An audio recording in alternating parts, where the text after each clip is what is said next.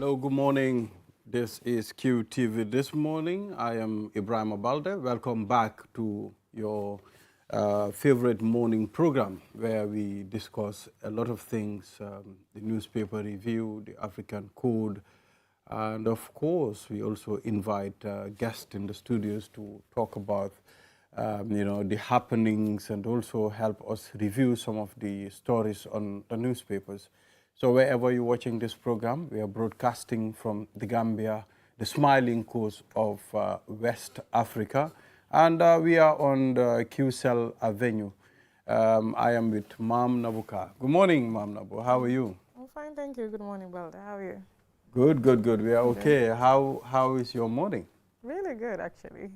Good. I slept well last night, so Oh, I'm feeling wow. very refreshed. Wow, it's good that you And mentioned happy to be here. It's good you mentioned sleeping well. I mean, it's very important in the life of a human being. I mean, without proper sleep, I mean, you might not function the way you should.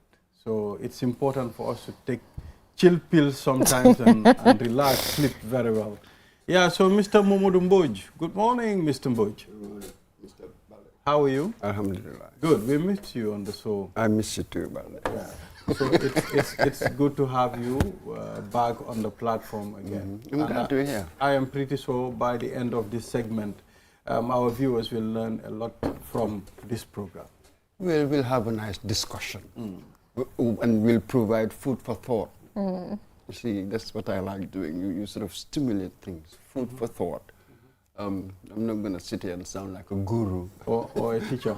Teaching, no, I don't like teaching, I don't like preaching really.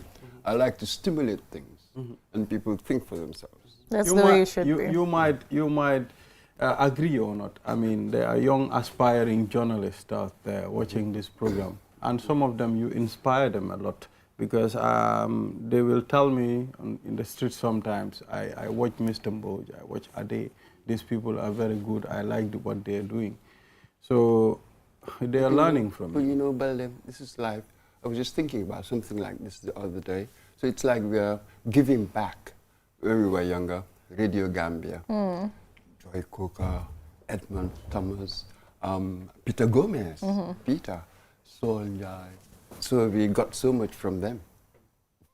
You know what I mean? So we were self-consciously sort of learning from them. Now it's your time to give back. Absolutely. So you don't realize. Those people didn't know that they were doing that for us. They were just doing their job. Just do your job. Do it the right And then you'll see. Do it the right way. Yeah, so viewers on the program will take a look at the code as well. Then from there, the newspaper review. From the paper review, we'll be talking to Maria Masise and Ali Juara, members of the Writers Clinic. And Writers Clinic Mentorship Program, that's what we're going to discuss today. And of course, World Drowning Prevention Day.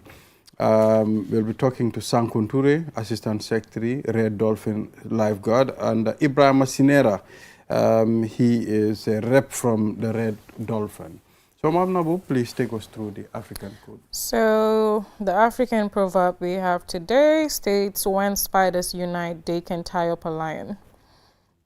I think yesterday the proverb we discussed, and the proverb we discussed on Monday, was talking about individuality. Yeah. You know how, when you stand Yes. Absolutely. in your own right, then you can shine, and How then you together make- our differences can Yes. create something. Yes. And this code now is, I think, talking about unity. How when we come together, Yeah. So, we can make. is it that this proverb is trying to bring a different meaning to the Monday proverb? Yes, Does it because look like because while the Monday proverb does shine light on the fact that you need to have a sense of self, you need to have you need to have a sense of individuality, know when to stand on your own and drive yourself forward. This proverb does bring unity back. Like, while you can stand on yourself and have individuality, you can also be part of a community where you can, move forward Absolutely. together. Absolutely. Yes. So, stronger. Mr. Momodumboy, please delve in. It seems to me that sort of one leads on to the other seamlessly. Yes.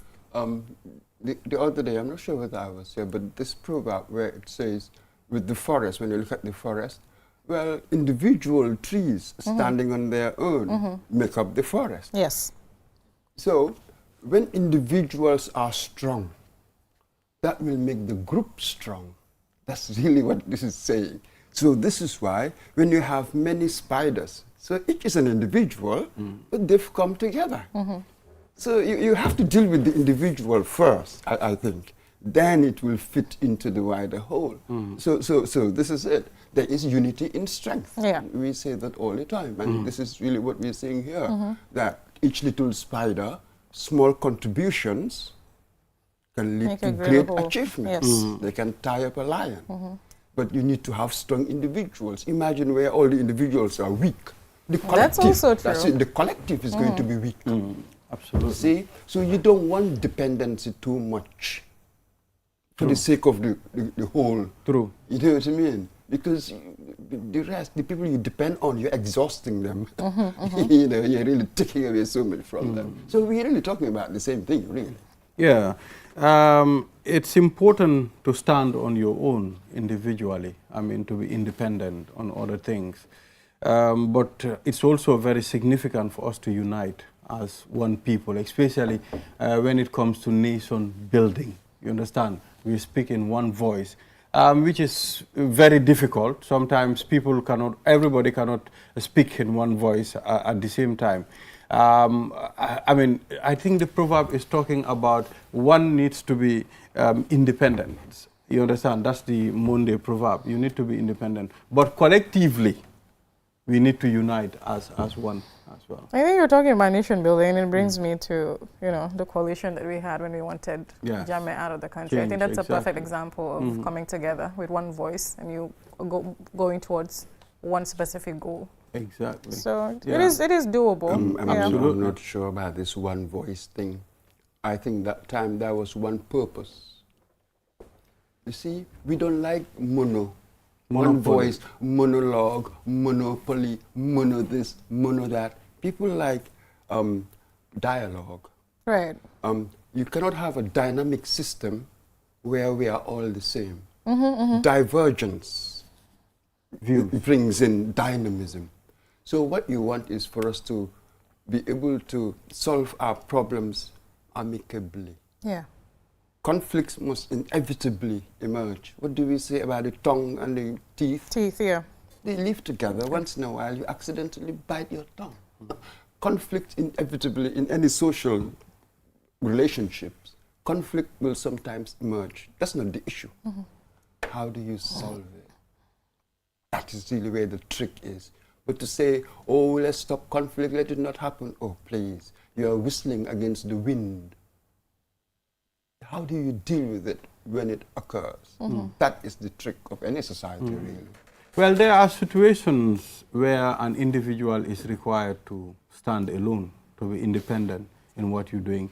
But there are situations that, you know, an individual needs that collective, the efforts so that it can achieve the goal. One leads to the other. You see that independent individual, he has more value for the group. If I'm not independent, what can I do for the group?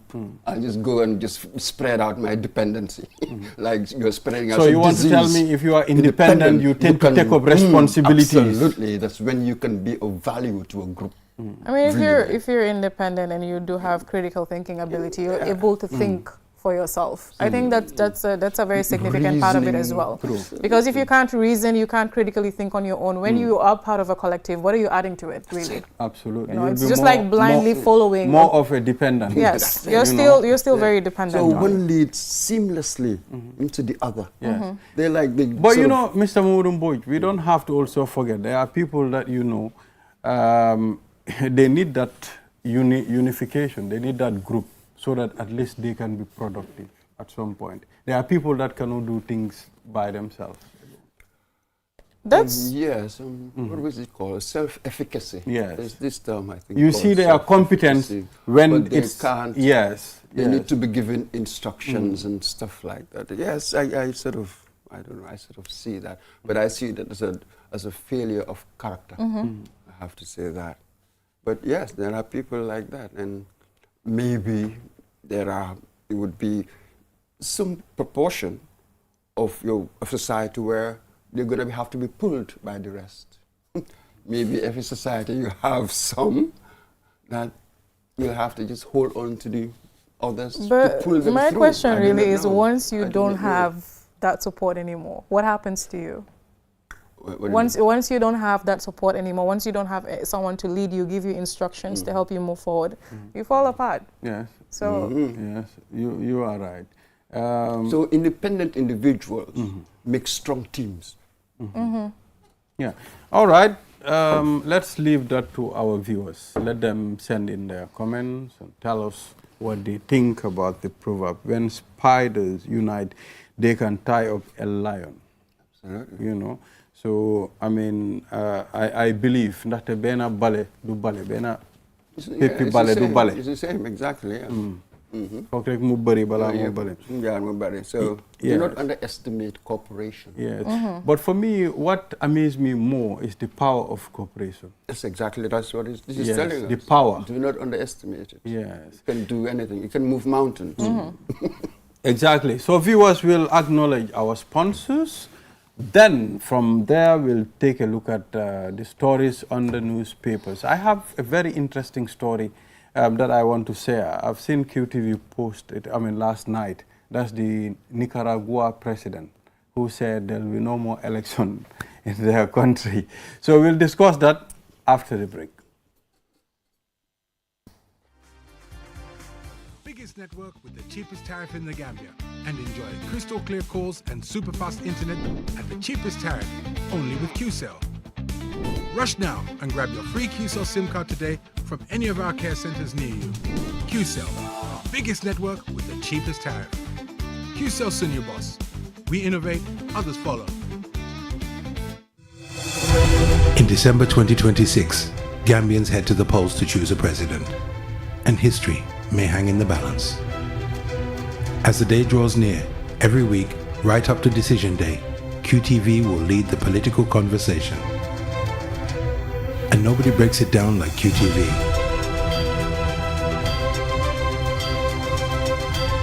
Our team of experts will help you understand the results as QTV brings you Decision 2026. A weekly program dissecting the issues, driving the debate, and giving Gambians a front row seat to the hottest topics for the defining election of our time. Hear differing views, put forward and challenged, manifestos dissected and explained. Stay informed, stay engaged. Stay tuned to QTV for everything you need to know about this year's election. Decision 2026, Thursdays at 9 p.m. Only on QTV. Q Money.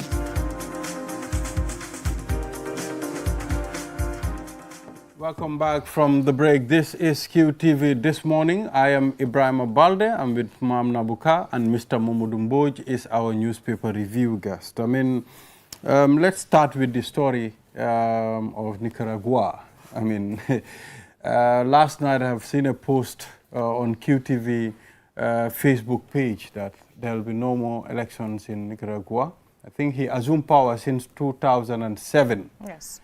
And, now we've decided, okay, before this country fall into the wrong hands of the opposition, I am hereby cancelling all future elections, for Nicaragua. So I just want to understand, what does the international world have a say in such kind of a situation? Can a president just come from anywhere and tell you, okay, no more elections in my country? Can that happen?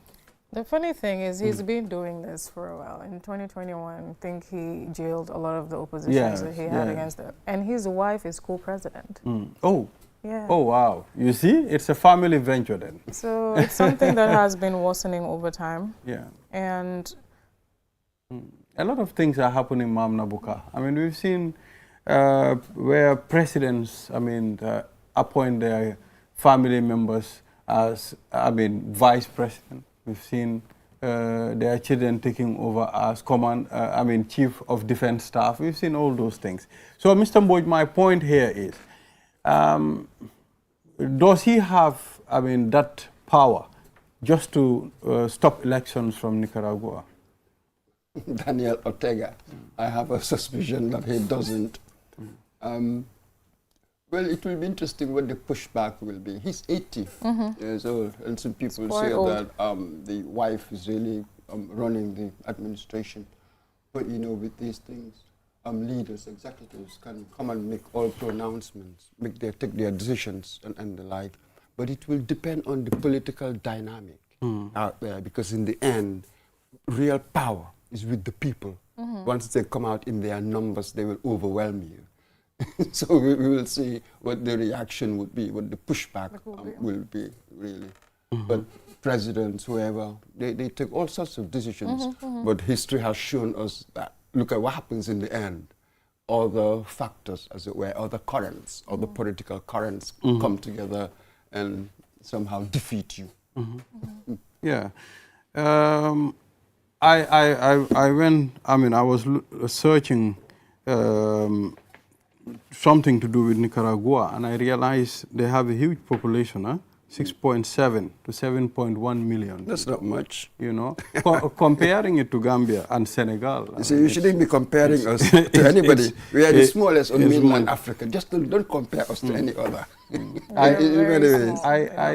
I take Nicaragua to be not a very, very serious country before, but when I made my research, I realized it's a big country.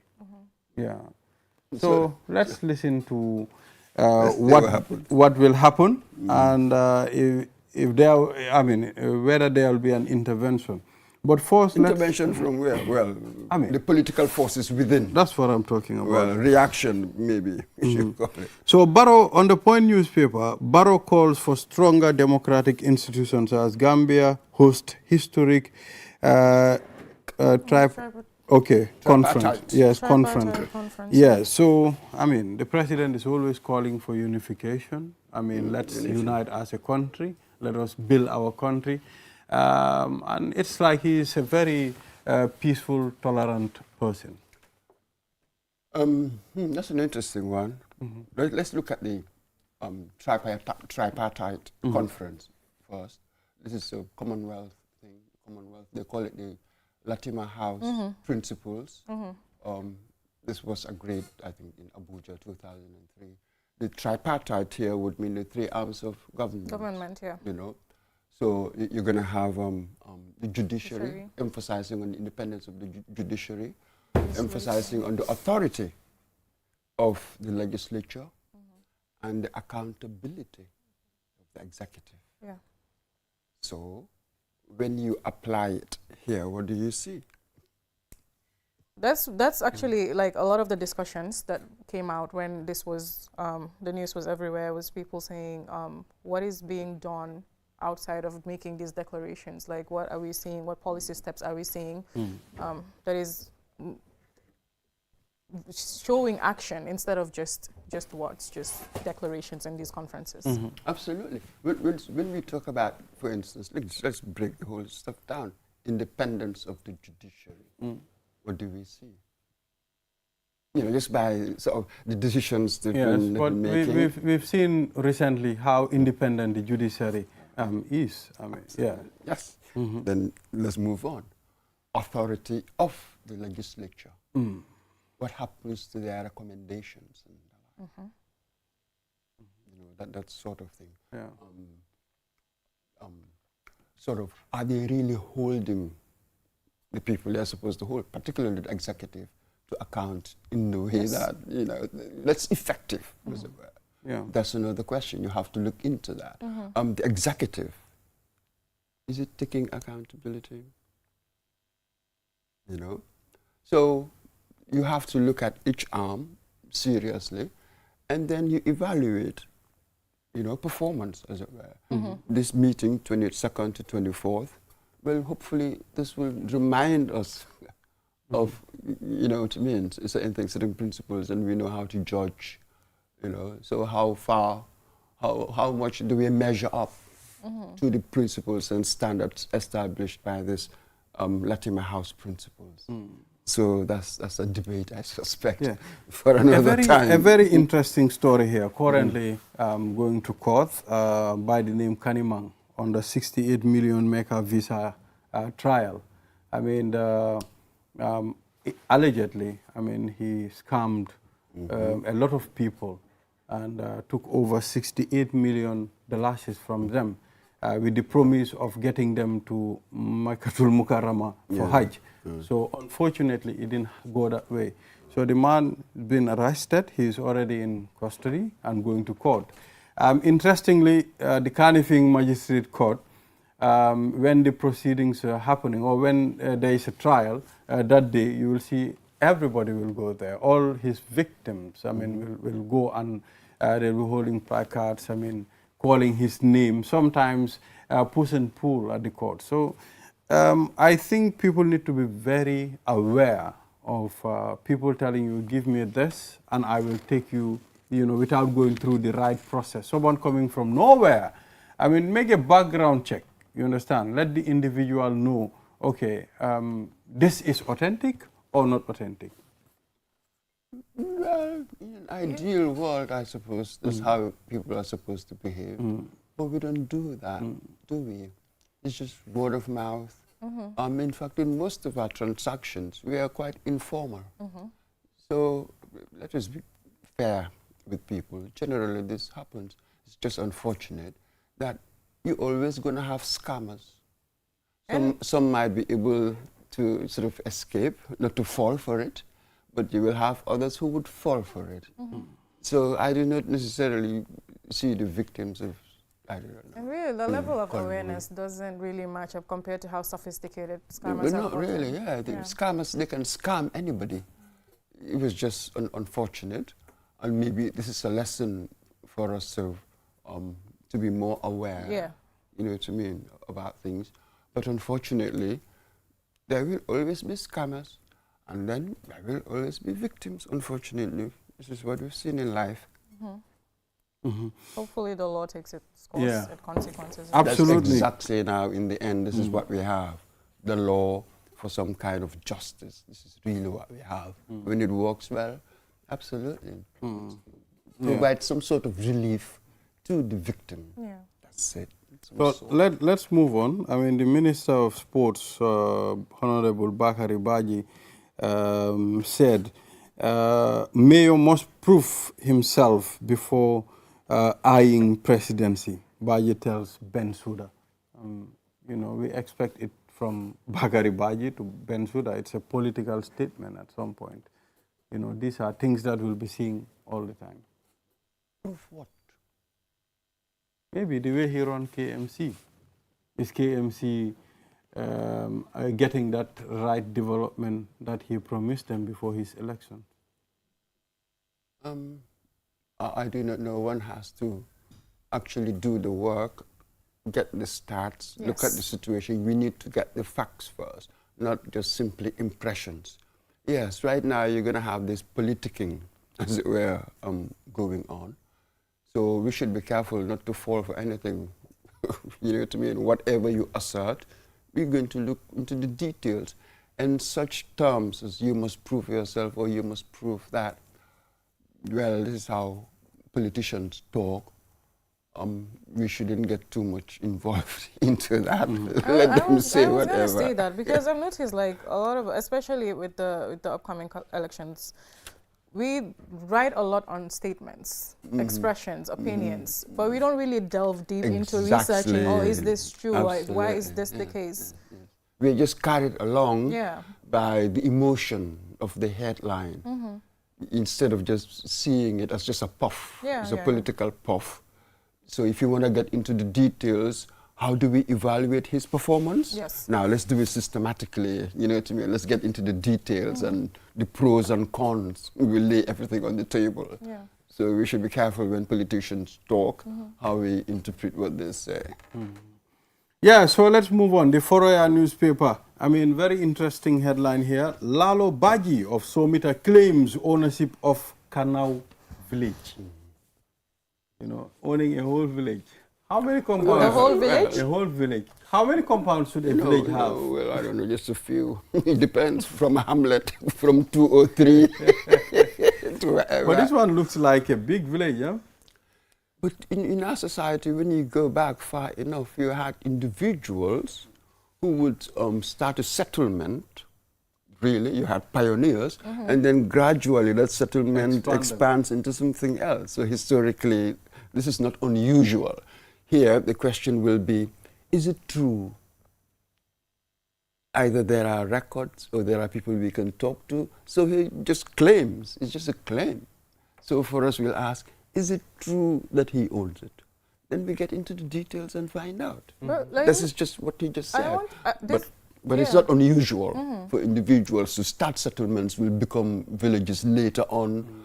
So what does our land law say about I that? was going to say that because we have a lot of these Yeah, traditional exactly. land Absolutely, claims, land yes. heritage. Yeah. Like, Yeah. how do we reconcile it with modern legal titles? That is the issue. Like, That's that's the very- problem we have yeah. with our land law. He said the land belongs to his father. I mean, it's grandfather rather. It's reminding me of the Babylon case, the Babylon case, where a man claimed, I mean, the hectares of land belongs to his great grandfathers, and he claimed it, and he took over hectares of land from the other communities. So these are things that will happen. That's why we need to have the land control system at some point. Well, I think the problem is you have customary land, you have 3 different categories, don't you? I can't remember the The names land now. tenure system. There's yes. You've got leased land. So some people will tell you that there's so much chaos, as it were. We haven't found a way of, I don't know, bringing all of these different ways of dealing with land, land arbitration, as it were, how we deal with conflict. So how do you rationalize? How do you bring everything together and stuff? All over land, there's an issue. Yeah. There's this land issue all over the place. So, and one doesn't get the sense that we have any idea of how to deal with it. Yeah. Some time back, I think I heard the court saying they're going to have a special division, is it for land, to settle land disputes, Yes, because yes. the cases, the backlog is extraordinary. But I'm not sure how far that They've is gotten going. with that. Yeah, That's so it. let's move on from Kanau village land dispute to Farato village land dispute. Oh, for God's Ah, sake. here we go, The same yeah. thing. So another one, this one, Farato families urge government to intervene in long-running land dispute. Well, I'm not- Farato, it used to be very serious then. When I visited Farato, there was a time people were constructing, and the police, I mean, was there to evacuate the people, to tell them to leave the lands. I mean, so it was really serious incident that day.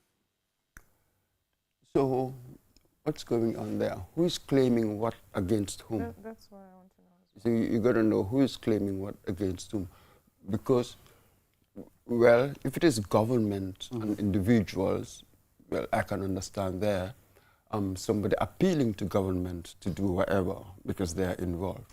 But if it is 2 individuals, 2 private individuals or groups or whatever, I am not sure what government can do there. Let us go to the courts. They decide. We like appealing to government all the time. If 2 entities, 2 bodies, 2 individuals claiming the same land, there's a dispute, let us go to the proper tribunal of arbitration. I'm not sure what government can do there, unless what you want us to have new legislation. I do not know. Maybe stuff I mean, like a lot that. of these land disputes, when they happen, people do reach out and ask government to help a lot. So I'm wondering what's the level of awareness about where they have to go to solve these issues as well. Like, Yeah. do they know which Yeah. avenues they need to take? Yes. I think it's important to go and visit where you pay your taxes. I mean, where you pay your, LEMPOS, the area council, taxes. What do you want the area council to do? Well, that's When it where- comes to this that's where area. you pay your LEMPOS. So Okay, what powers do they have? that is a question. It depends. So that's it. Yeah. So your expectations will have to depend on what they can deliver. When you have unrealistic expectations, you're just setting yourself up for a disappointment. So you must adjust your expectations to reality, mister. So what is it they can do? I've heard from lots of people saying that when you look at the local government, Local Authority Act 2003, I think, or something like that, it has sort of essentially emasculated these local authorities.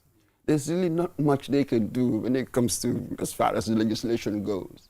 So we need to overhaul the whole of local government. Without local government, the central government, their agenda, because you want to implement your agenda across the country. That's where you use local government. Without local government, you're not going to achieve it. Then you know it's going to be a very difficult situation. I know. Okay, Central agencies you know the can just setup, do so you know much. how Gambia is set up. The local government is very significant in the activities of your area. But how about if the local government have a different view from the central government? See, this is where we are not doing our political system well. We inherited, or it was imposed, the kind of democracy, the bureaucracy we have is very much a British sort of one. But central government, when you come in and then you really want to implement, sometimes they would reform local government because you need it to work. Yeah. You channel, as it were, everything through local government so that you can evenly spread all over the country whatever changes, whatever reforms, or whatever you want to do. So local government is very much tied to the central government. You can be from different parties. That happens all the time. But when we do mature democracy, then you're doing what is in the interest of the locality. You can put your political biases, your party colors aside, and then follow projects that will be in the interest of the community. So sometimes we are quite immature in the way we do democracy, therefore we are not going to see the results. There's a logic to why things work the way they do. Then if I do not follow it, then I shouldn't complain when I do not get the results. It's as simple as that. Yeah, so PPP, GEP, It's my party. split Sorry. over proposed alliance with UDP. So the way I'm seeing the GEP and the PPP, it's like you have two party leaders already. You know, you have, I don't know the name of the other guy, but it's like two people make decisions for GEP or the PPP. You know. God, you're confusing me now. GEP, PPP, whatever. There The are what, Golden Era Party. 24 parties now, I don't know, 22 or 24 parties now. And most of them, let's be honest, they're just parties in name. They cannot bring you any votes. Maybe, I don't know, maybe Things 5. like this are meant to happen if, you know, strategic and ideological differences are... Ideology. Yeah. Ideology. I haven't seen ideology anywhere. Really? At all. The only party here that sort of at least had these pretensions, if you like, of having an ideology was DOI. Any other party, what's your ideology? At least with them, they're giving us this word, socialism. But do you believe... There are ideas. Do you believe in that are- Gambia we don't believe in ideology? Because we don't have it. It's not a matter of believing it or not. We just haven't evolved Yeah, that way. you We don't- haven't you don't evolved believe that in way. that. We haven't evolved Yeah, that so, way. I mean, we are struggling to get a united coalition. But within the smaller parties, they are splitting that number that they have. How can they unite as a coalition? I have no idea. 24 parties. What kind of coalition? Most of them are kind of, to my mind, irrelevant, really. Okay. They're just parties in name. So you're going to have, what, maybe 2 or 3 big Yeah. ones. 2 or 3 big ones. Can you get them together? Like I don't agree on know. one thing? I don't know. Yeah, so we've come to the end of the program. Thank you. It's time for me to jet, Mr. as we used to say. Yes, we'll now take a short break. And after the break, we'll be talking to the Writers Clinic about the Writers Clinic Mentorship Program. Writers Clinic. And recently, very famous, brilliant writer died in the Gambia, Gabriel J. Roberts. Yes, yes. The dramatist and extraordinary human being. He was one time head of the IEC. He was one time director of education. Oh, wow. And the first Negro festival, the first festival of Negro arts held in Dakar, Yeah, 1966. Very brilliant man. Oh, He wow. led the Gambia's drama team in Senegal. How comes we didn't know all Extraordinary. those things? I know. You don't know your generation? It's unfortunate. Manako, your generation? It's unfortunate. It was yes. actually everywhere. Yeah, so everywhere we'll, when he- we'll when take he a short passed. break, and after the Teacher, break, he taught the me. program continues. We'll be back. Absolutely. On your biggest network with the cheapest tariff in the Gambia and enjoy crystal clear calls and super fast internet at the cheapest tariff only with QCell. Rush now and grab your free QCell SIM card today from any of our care centers near you. QCell, the biggest network with the cheapest tariff. QCell Senior Boss. We innovate, others follow. In December 2026, Gambians head to the polls to choose a president, and history may hang in the balance. As the day draws near, every week, right up to Decision Day, QTV will lead the political conversation. And nobody breaks it down like QTV.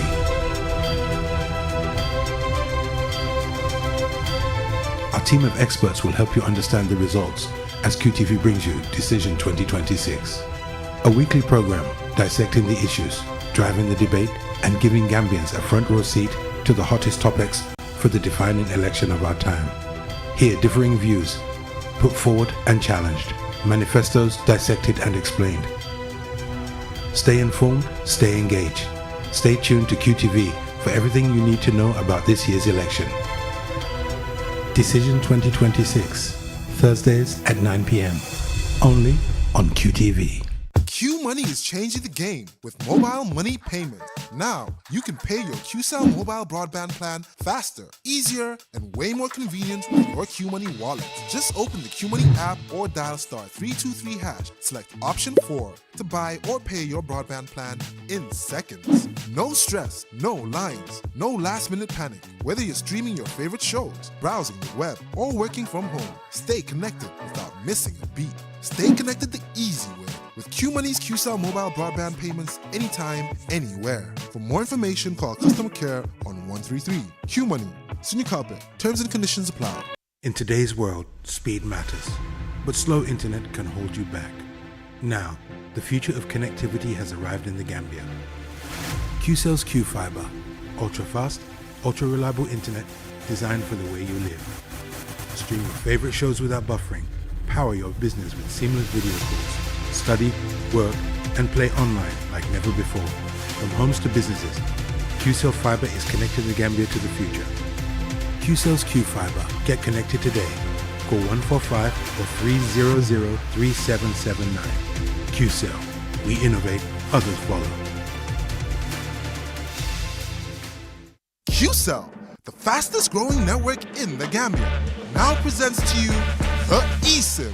QCell's eSIM allows you to electronically scan a code and join the world of digital SIM cards. Customers with physical SIMs can easily switch to the eSIM as well. So rush now and get connected with an eSIM and start using the latest mobile technology with your trusted GSM operator. For more information, call our customer care on 111. QCell, Senior Bus. We innovate, others follow. Terms and conditions apply. Welcome to the QCell 5G Gaming Hub, powered by ultra-fast 5G connectivity from QCell, the fastest network in the Gambia. No lag, no limits, just pure performance. Multiple PlayStations, Xbox racing with full car wheel control, and immersive virtual reality experiences that put you inside the action. Play the biggest titles: FIFA, Call of Duty, NBA 2K, Street Fighter 6, Forza, and many more. Experience gaming like never before. The QCell 5G Gaming Center is open weekdays from 12 p.m. and weekends from 11 a.m. Closed Tuesdays. For bookings and inquiries, call 381-0008. The QCell 5G Gaming Hub. Not just gaming. This is the ultimate gaming experience. Gambia, are you ready for something big? From your...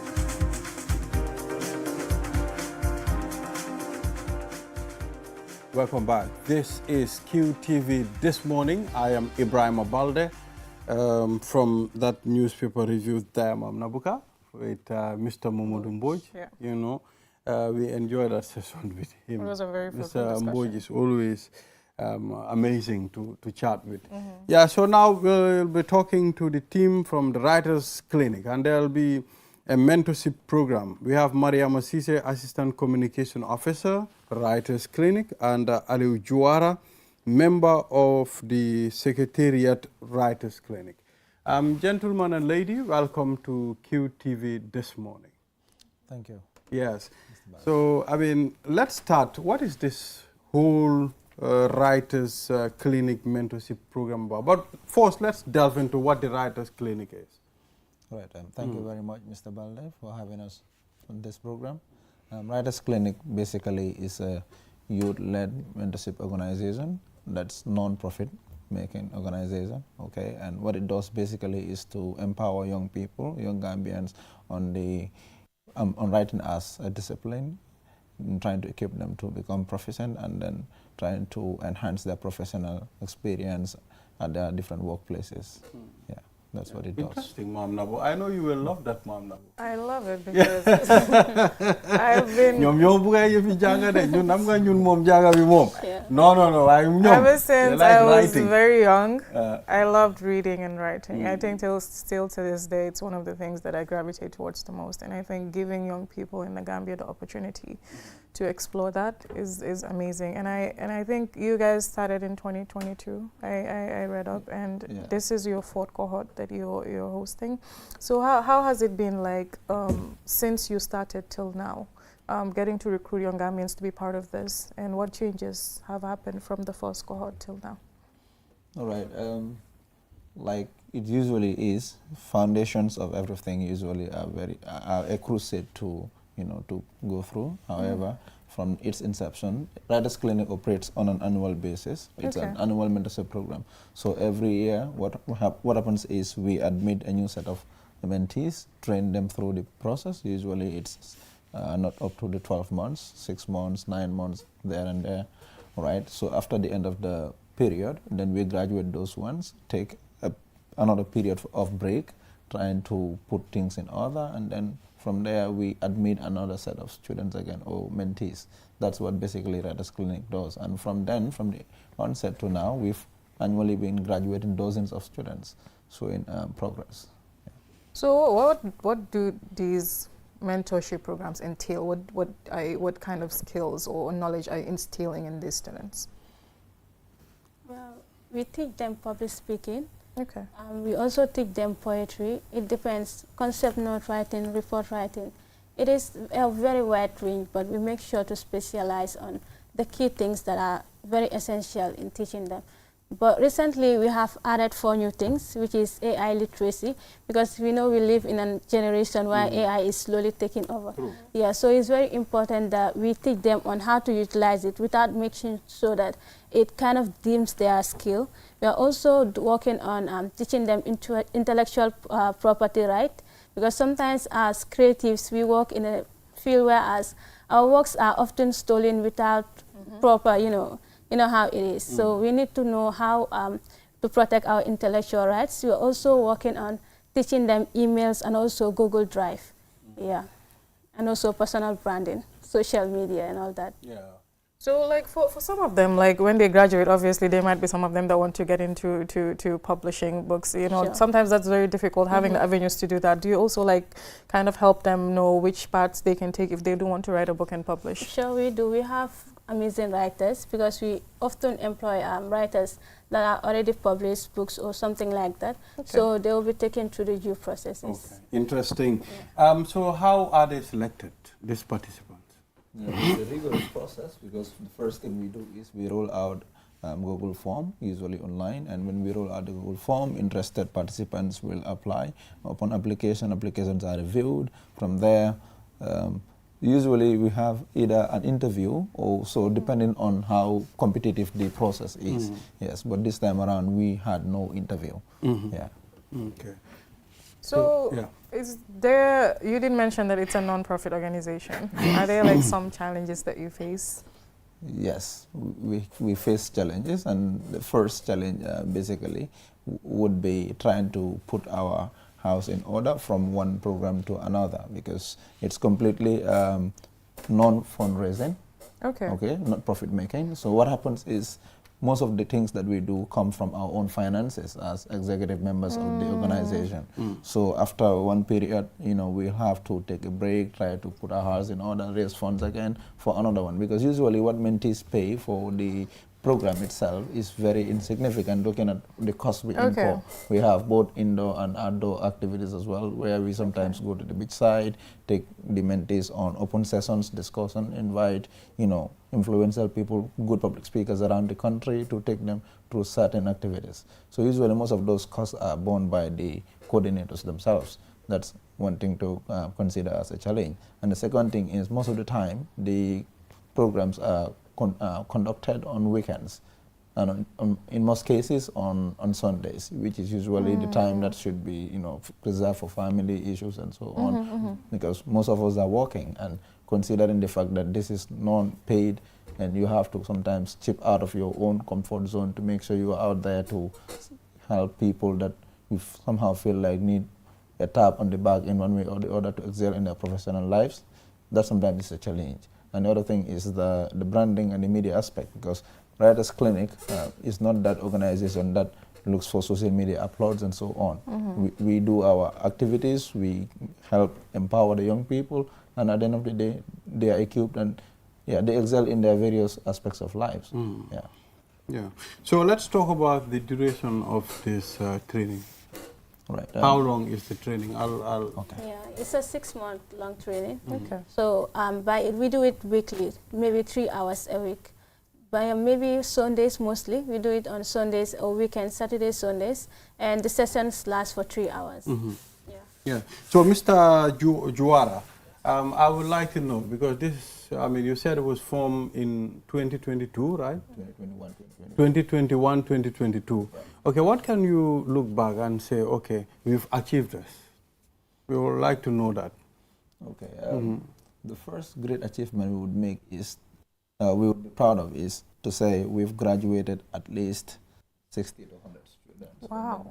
Yes, but how competent are they? That's where I'm coming to, right? And when you look at Writers Clinic, most of the people that now have graduated from the cohort are either working with us as coordinators themselves, as trainers of the mentees, or are doing well in their various walks of life. The other time we had an interview, and the host, in fact, was a mentee of the program, who will tell us the time that she was coming. She barely could speak in front of a group of 5 people, now hosting a program on one online TV.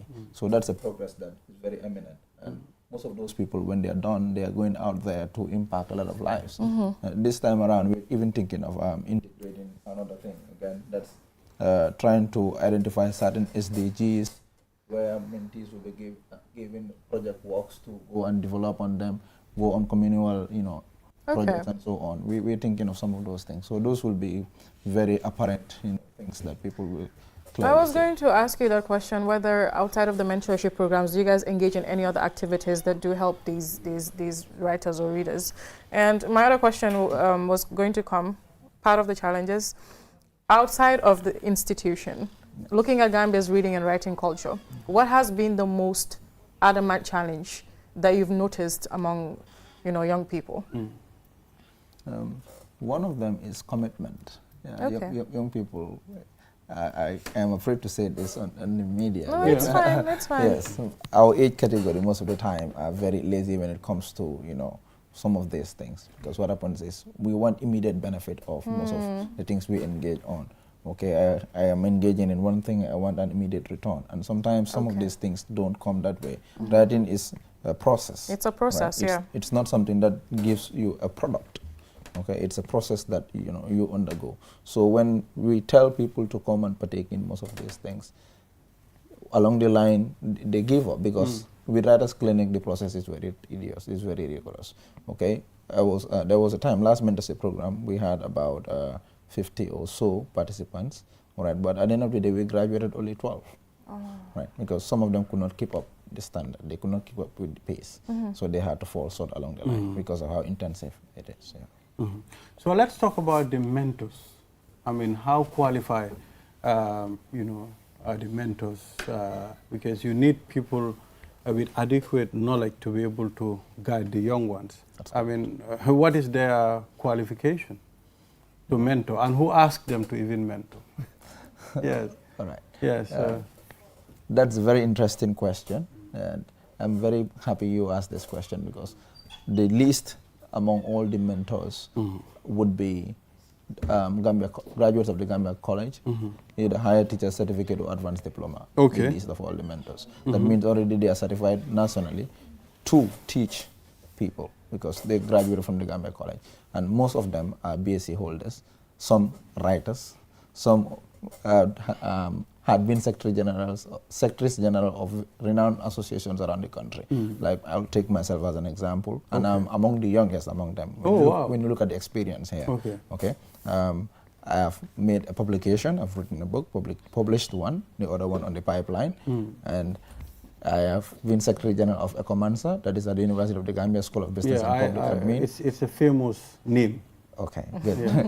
You've been Secretary General, just the outgoing Secretary General of the Executive Council. My boss had been the Secretary General of SOSA, another great association at the University of the Gambia. Good. We have law graduates from the law school, the program director is a coordinator, Mr. Fode Jabi, who should have been here, but unfortunately cannot, and I'm replacing him. The program director, of course, the CEO is Mr. Swebusi, the Chief Executive Officer, of course, had, he's almost attaining his BSc at IOU, completed Gambia College, and has a lot of teaching experience. Interesting. Oh, wow. So for the people that are out there that don't know about the Writers Clinic and would like to be part of your mentorship program, how can they reach out to you? All right, we have an official email on Facebook, and then we have flyers that has contact. So, what makes a good writer? I would say it's the ability to have a positive impact. And that is what we are concentrated on mostly on this mentorship program, because our theme is Write to Impact. Writing is very powerful and it carries a great message. When you write, it's not like watching or something like that. When you write, you let the mind decide.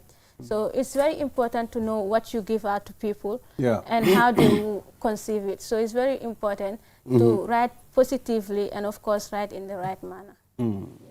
I like that you said that, because a lot of people do have the desire to write, but are in a rush to have this name that, oh, I'm a writer. I'm a writer, and they don't take their time because you're putting something else out there that people will be reading and benefiting from. So how do you mentor people when it comes to things like that? You need to take your time. Writing is a process. Exactly. And the more you invest in it, the better you become at it, instead of just like wanting to rush into the limelight right away. So we will tell you that in order to be a good writer, you don't always need to have everything in order or be in a rush. So it's a process. Don't just write and be in a hurry to publish it. Go through processes of editing. Make sure that you edit it thoroughly. And if the need is, give it to someone to proofread. Especially when it comes to writing books. Nowadays, we see many people publishing, but the quality of the work is lacking because most people tend to give it to AI to edit or proofread, refine and all things, instead of giving it to qualified individuals to go through it, do the editing, and also maybe advise you on your weak points to improve. So that is also very important. Yeah. So what challenges do young aspiring writers face in this country? Right, that's an interesting question. As an upcoming writer, one of the challenges we face is internal, that we fail to read. Yeah. We fail to read. Okay. Yeah, you have to read at least 3 times before you write one. Okay. Yes. You have to read. Yeah, you have to read. He's right. That's like the most fundamental part of writing. If you don't read, then what's coming out of you is not as... Absolutely. Yeah. So aside that, the other one is the training. And that's where the Writers Clinic comes in. Because in as much as you read, somebody has to guide you on the due process you need to take to make up a good work. Because if not, you're going to have a very voluminous work that could have been compressed into a novella, a minute, work thing, and something like that. So those are challenges that the young writers face. Aside that, it's the support when it comes to financial aspects. Because sometimes publication within the country is very expensive. Some will have to, in fact, try to reach out to publishers overseas, Nigeria, Ghana, Sierra Leone, and so on. And that can be very costly, because when you're paying those publishers, you pay them in hard currency. So that's a challenge that young writers face in the Gambia. Yeah, so are you in any collaboration or partnership with big writers of the Gambia? I know some of them, the likes of Yaya Silla. I don't know if you ever come across Yaya Silla. Never met him in person. He runs Suba publication, Suba Printing. He runs that printing company. So maybe a partnership with people like Dr. Chernobari, you know, of IOU. Yeah. So I think, you know, keeping in touch with them too can go a long way in helping our young people. Yeah, sure. For Mr. Silla, I'm not quite sure because we've never met and so on. But for Prof. Barry, yeah, at our last mentorship graduation, he was the one we even invited as the chief guest speaker. Oh, wow. Yeah, we are always working with him very closely. His guidance and oversight is very instrumental in our progress. Okay. Yes. All right. So finally, what do you have for young women that want to engage in the act of writing? You know, and what should they do? Well, I think young women are supposed to be writers because we are the center at everything. Because we see everything, it starts with us. So the knowledge is there. So we need to take the responsibility, have the confidence to speak, especially about things that are often covered, things that we are taught not to speak about. It's very important that we learn to speak, that we learn to make our voices heard, and of course, tell others the due processes that need to follow because we are the center. Thank you. Thank you, Mariama and Aliu Juara for coming on the program. We'll engage you more on this platform. I mean, because an educated nation, I mean, it's what we are all looking for. And in encouraging our young ones to be writers, I mean, will go a long way in supporting our national development and plan. Reading. Yes, reading, so, and reading as well. Yeah. But reading, it's my problem too. For me, I don't read. Honestly, that's my problem. I think the last time I read a book, it's more than 5 years. And it's not a big book, it's a small one by Yaya Silla, Danjo the Miracle Child. That's what I read. So, and we have a lot of great national writers. Maybe you don't read plenty at a time. But no, I don't have the time. Just endeavor. So we'll be right back after the break. In December 2026, Gambians head to the polls to choose a president, and history may hang in the balance. As the day draws near, every week, right up to Decision Day, QTV will lead the political conversation. And nobody breaks it down like QTV.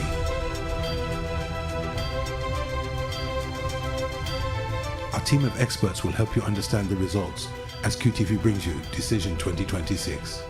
A weekly program dissecting the issues, driving the debate, and giving Gambians a front row seat to the hottest topics for the defining election of our time. Hear differing views, put forward and challenged, manifestos dissected and explained. Stay informed, stay engaged. Stay tuned to QTV for everything you need to know about this year's election.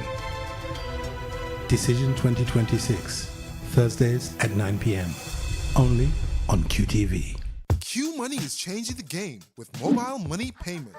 Now, you can pay your QCell mobile broadband plan faster, easier, and way more convenient with your Q Money wallet. Just open the Q Money app or dial *323#. Select option 4 to buy or pay your broadband plan in seconds. No stress, no lines, no last-minute panic. Whether you're streaming your favorite shows, browsing the web, or working from home, stay connected without missing a beat.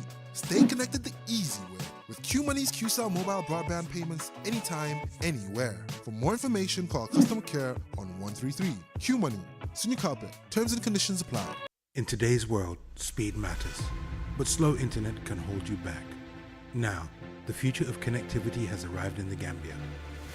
QCell's Q-Fiber, ultra-fast, ultra-reliable internet designed for the way you live. Stream your favorite shows without buffering. Power your business with seamless video calls. Study, work, and play online like never before. From homes to businesses, QCell Fiber is connecting the Gambia to the future. QCell's Q-Fiber. Get connected today. Call 145 or 300-3779. QCell.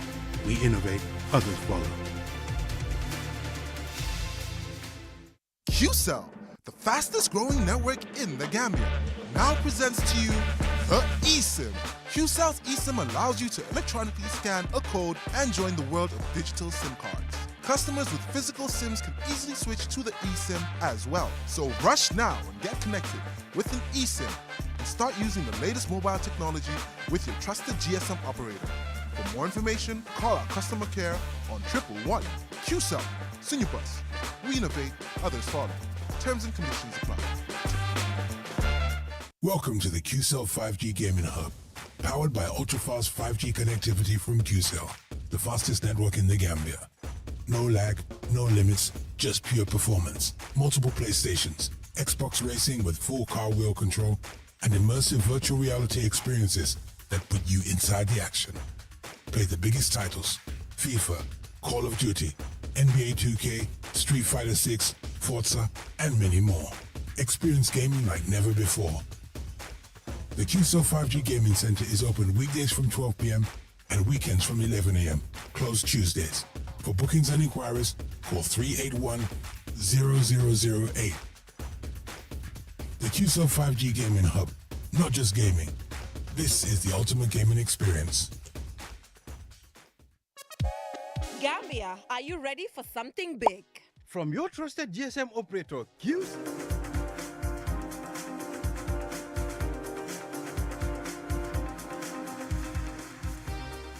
Welcome back. This is QTV This Morning. I am Ibrahim Abalde. Now, let's head to the final segment of this program, World Drowning Prevention Day.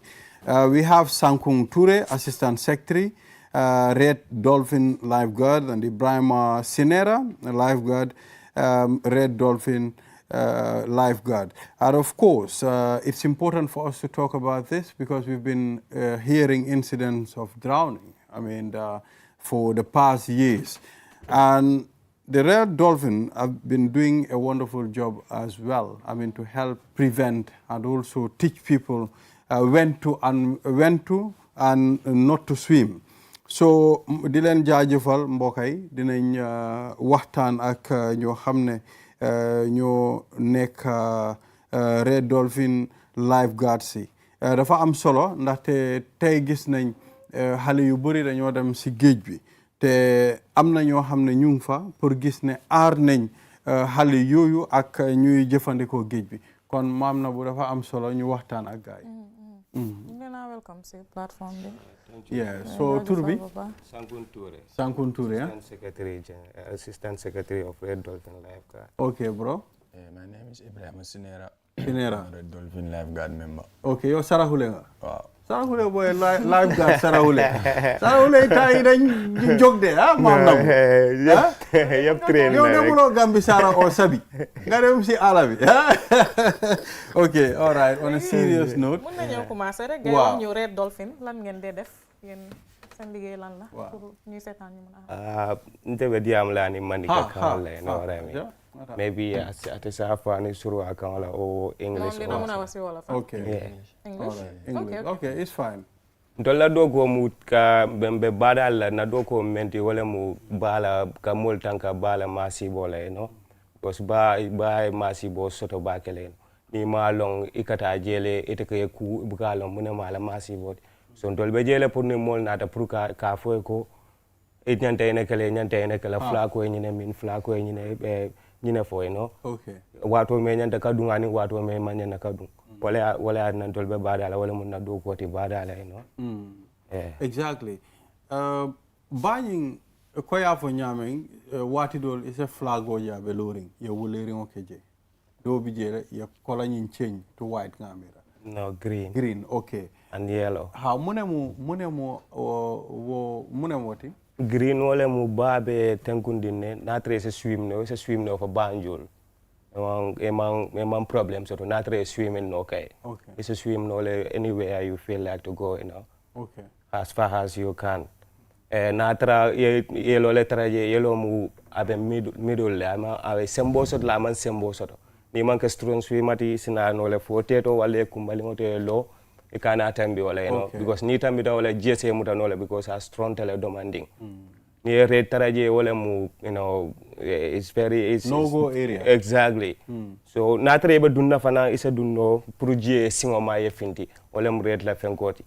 Why ni futata jentol ka explain ne munem because ni futata je moja mama lifeguard la ko lon Gambia jang ha tale pour ye dia mole ya understand fanan you know but many ye la ko long sometimes wal binale ye nyinin ka e ke nyinin kale kunin fla ko e munamin natara green name nga fo ko ni natara strong swimmer lady is a swim nole adia te kata daming you know okay wa natara yellow le bejen sa fo no se dan no te to kana jiduma because ni tamita janna rek jelen sembo soto wa ni be te to rek je italen sembo soto jieti you know na e muta se fon fintini no abulle kuran wala be je kono ni manke life guard oti wale balon e bukalon ko kuran wala be je kono so kuran wala ke muta wato dola domanding wala ke muta yo dunjere kay expand ay wara so bu ken yefan fintindi no fo moleta yema ko wala ka life guard wol en drowning soto da bada la fem bu ko mo bu ka soto kane ma ko men man ka life guard mi ko mo be ka lole ke wur life guard wol wala kane ma ko so akumada le janni ka dunje ko no na life guard wol nyin ka because na station flag wala ka tara lore okay ni o flag ko jere kinyanta kalu ko life guard wol lebe do ko wala ya so ni kala wol bada la ite kana le nyin ka fon sen kuno le fon kanan ku isa po ese kuno le way kana jamfa o yenan tolda area la jang nge jibe because nin tolbe jibe kan you are safe you know what I mean yes so Mam Nabu engage so Ibrahim, if you could just help us help the viewers understand what does the Red Dolphin Lifeguard do exactly and what is the drowning crisis in the Gambia right now? How does it look? Yeah, we are the Gambia Red Dolphins Lifeguard volunteers. We try to keep the Gambia water safe and swim so that it will be swimmable for the Gambians, because we prevent drowning all year round. Okay. The past years, drowning have been minimized by the lifeguards. Okay. And most of the problem we face is kids, Kids are the problem. You always have to supervise them because some of the Gambian families, they come to the beach, they come with their children, and they don't keep an eye on them. Mostly when they come for parties or whatsoever, they go and sit down, their children will come in the water, and sometimes they even go above limit. And we have to talk to them, supervise them. Okay. And it's very hard, Sometimes they don't listen. Sometimes they don't listen, but you cannot blame them. They are children also. But the adults are the most ignorant because they are matured and they know what they are doing. But you talk to them, and yet still, they are still ignorant. Yeah. Some will even use some abuse. Yeah, some will even abuse. And why you don't want me to go there? And that takes me to the incident that happened. I think, is it last year or this year? But yet still has the man that drowned with his kids. Kids, yeah. At Bakau. Five of them. Yeah. It's this year, no? It's this year. Early this year. Early this So year. what do you think? Ite amira no mune problem oti for work. Odula to lifeguard TJ, Lifeguard to odula to be pare kurama be warare na time Because dolba bada alali. Malong kurama be nyame. Amanga control bada be le cover. Because we have only 50 members of lifeguard. 50. So mang bada be cover we cover from Bijulo to Fajara. Ntola cover in danta oldo. Go beso besa nyanta mosa basot lale o mo nani prale nyoma ko because drowning ma easy ni mo nyanta ka drown al mo fla nyanta ka tale amako mo fla lo o kilielo al jibe atol nal fanambe difficulty kono amari na al mako because ntol fana mu khalama dingol let what I mean. But we know how to pass the current and go out or whatsoever. So nin beje mo sotono me anko as the entire coastal area cover, what I mean. So wala at na wala drowning asembo warata because ni lifeguard will beje maybe hani be and sometimes ale menke mob ko ba what I mean. Hani be man fintino but family better to la je ko what I mean. Yeah, so man dula be cover no because it's a volunteer, what I mean. Not everyone can sacrifice and do this. Yeah. So everybody need food on the table. So you people are volunteering? Yeah, we are volunteering. So, okay, yes, go ahead. I understand you guys have a memorandum of understanding with With the Gambia Tourism with Board. GD Board. What does that entail exactly? How does it help your work? It helped our work, you know, because we have a lot of people coming from far place to, you know, beach. So, we, you know, it will help us to sustain them and then give them transport, you know what I mean? Okay. Sustainability and transport is our problem, and equipment. We lack equipment, you know what I mean? So sustainability, to sustain our boys is absolutely a problem for us. Because if you cannot sustain them, they will go and find something to do and then have food on the table, you know what I mean? Absolutely. And then you have to give them transport. So GD Board help us, you know, to put like every month 60,000 in our account so that we can sustain those. You can help them with their transport and other things. Exactly. Yeah, so Ibrahima, let's talk about World Drowning Prevention Day. Yes. Can you do that in all of us? Yes. What new best be? What are more important? The calendar, Red Dolphin. waaw bés bi dafa nekk bés bi nga xam ne ñun suñ liggéey la ñun prevent drowning leen day def ak di save life si bij bi. So is comme bés bu important la daal si ñun. So ñun naka lañ ko dee celebrate? Kan ñun. waaw as Gambia. Because li àddina bi yëpp la. I know pour ñoom moom every day is world. Exactly. Every day ñu ngi. Exactly. We are preventing drowning. ñun loolu leen day def so. It's not common to celebrate those kind of things. You know what I mean? And it should be celebrated. Exactly. To me, you know, let people aware that there is, you know, there is danger or whatsoever. There is this thing, you know, a lot of things, you know. So, alka training fananke mole lewa? Yeah, inka training ning arena la neka train many anko kabana Angleterre like to come and give us course like 1 week, 2 weeks, you know. Metaro course can to learn new tactics or whatsoever techniques. You know, how to, you know, rescue someone from the, you know, hot current or whatsoever, you know, and then kujamale beje ani munye motara boita badale nyanta amako ele nyame to give him CPR or whatsoever, you know, primary wuli no niatra baramata wolbe na doko konole, you know, we need all those things, first aid box where by any more baramata badala isa fenka no le janna ka futa hospital pura kana bleed back, you know, janna ka futa hospital because more loose tail wala back maybe aka affect la, you know what I mean? So nka wolbe ka tara na train kono le, you know, nka more sort of from Angleterre many anko can train jang like every 2 years or every year to give us like new techniques. So are there any coastal zones or seasons where you experience the most drowning? Amne fofla niti de gina nyodi lisi gate. That might be like Kololi, Bijulo, because there is no lifeguard at that end.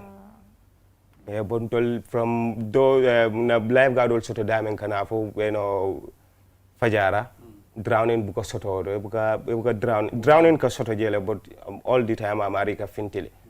You know what I mean? But those ends need more drown the jele kaka fale, you know. Okay. So what are you doing to expand? Like to expand your coverage, like our members. Yeah, we are covering like we have 10 bases in total. So from Combo Beach, we cover from Combo Beach to Lemon Creek, right? Lemon Creek, yeah. We cover from Combo Beach to Lemon Creek, and each base is having lifeguards there along the beach. From starting to end, it's all having lifeguards. But that's what we can cover for now, because we need more support and equipments so that we can extend our members to go and cover those swimming zones, because we cannot like you cannot operate without the equipment. Without equipment, we don't have much. So you cannot operate new bases without equipment, and those equipment are expensive. They normally came from England. Yeah, they brought them from England. You know, we cannot get them here. You know what I mean? So niti nyata nke mostly nke sodona England no fananga ke sponsored because we cannot afford them. You know what I mean? So and we need, you know, people to, you know, help lifeguard so that we can afford those equipment and then we can adjust our, you know, position. So how often do you engage authorities, I mean, to help you know, with equipment? How do we engage with? Yes. Have you been knocking on doors, telling GT Board, Ministry of Tourism? Yeah, You know, because it can be a tourist. I mean, in the incident of drowning, nobody knows. So once you leave your country and you are in the Gambia here, it's that person's right for you to protect him or her. And you people are doing that. So is there any conversation with the government to support you people? Yeah, basically he's an executive member. They normally go to meetings with the Gambia Tourism Board. Basically, I don't go to meetings, but I don't know much about that. Maybe he's gonna. Yeah, we engage them. You know, we talk to them to help us equipment. You know, there has been promises. You know, Gambia how it is. Yes. Sometimes a lot of promises, and then it will never come. You know what I mean? So there are promises, but this season, this summer, GT Board is trying a lot, you know what I mean? Okay, very good. You know, they are putting some money in our bank account, so we can sustain the boys and so on. But equipment, we need equipment. Yes. We need money, but we need equipment as well, you know what I mean? Okay. So we cannot work without any equipment. Yes, Even if you have money, if you don't have equipment, you cannot work. That's true. Because you cannot risk your life, to go physically out there to rescue someone, It could be dangerous for you and, that casualty as well. Yes, yes. I'm glad you mentioned it. I was going to bring him to that. Is there any push being made to turn this from volunteerism into a paid profession? Are you guys working on that as well? Yeah, we are working on that. We are working on that. We normally talk about it, but there is no possibility, there is no way you can talk about it, but there is no possibility, you know what I mean? So we expect it to be a volunteer for a long time. Maybe one day it can change. You never know. The way the whole world is going, the more things might change. That might, even maybe we will not be in the lifeguard. We might be in somewhere else or whatsoever. But we hope things will be improving, in the future. Yes. Okay. We hope and pray because these are very important jobs. I mean, that we should focus and spend our money on. Exactly. Imagine saving a life. Mam na bu halatal bu nekkee ne man bu drown bakaw noonu ak doomam yi suñ amoon maybe 5 lifeguard foofu noonu at least lu mu bon bu nekkee ñaar oo ñetti nit. It's not even possible because our boat can rescue like even 10 people. One boat can rescue 10 people. They will all hang around the boat and then you come take them in like one by one. Just look at that. Yeah. Just look at that. Not long ago, so Sunkaroko, Tuabo mem crucia, but an crucia con another cola bada la dra Kurama Amutan, to let out what Jama no lemino. Just look at that. They saved that white guy. Exactly. The tourist, I mean. Yeah. So we are calling on authorities, the government, we are calling on the Ministry of Tourism to support the lifeguards along the coastline. I mean, it's important. Red Dolphin are doing a very wonderful job in the Gambia. You never know, might be my child, another person's child. I mean, today kids will go to the beach without you even knowing. And a lot of Gambians don't know how to swim. Yeah, so that is the problem. So that is also a problem. Most people cannot swim. For me, I am a stone. I cannot swim. Me, I myself. You can't? Even swimming pools. So is there a way that you people will provide so that we start training children on how to swim? Yes. Probably in summertime, we lifeguards, we normally recruit new members, and a lot of kids, we normally train them how to swim in the summertime. But we need facilities, maybe if we have a swimming pool that we have to train people, Gambians, it will be very good.